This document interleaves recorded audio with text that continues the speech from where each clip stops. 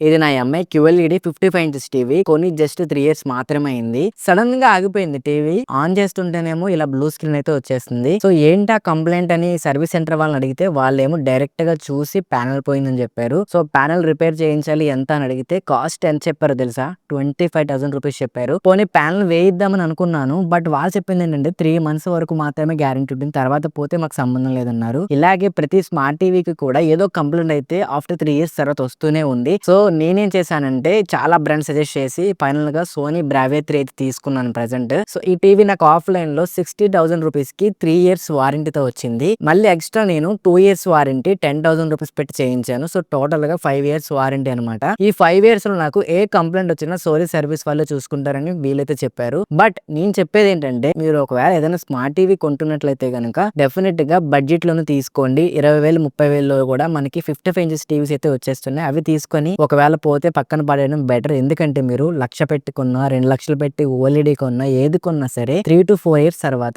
Panel complaints అయితే definite గా వస్తున్నాయి. ఇప్పుడు ఇది ఒక పెద్ద బిజినెస్ అయితే అయిపోయింది. ఎక్కువ మనీ అయితే స్మార్ట్ టీవీస్ మీద అయితే వేస్ట్ చేయకండి. ఎందుకంటే ఇవి ఖచ్చితంగా పోతూనే ఉన్నాయి. సో ఈ రీల్ స్మార్ట్ టీవీ కొనాలనుకుని మీ ఫ్రెండ్స్ కి ఎవరికైనా సరే ఇప్పుడే షేర్ చేయండి. వాళ్ళకి హెల్ప్ అవుతుంది. అండ్ ఇలాంటి ఇన్ఫర్మేటివ్ కంటెంట్ కొరకు మన పేజ్ ఫాలో చేయండి.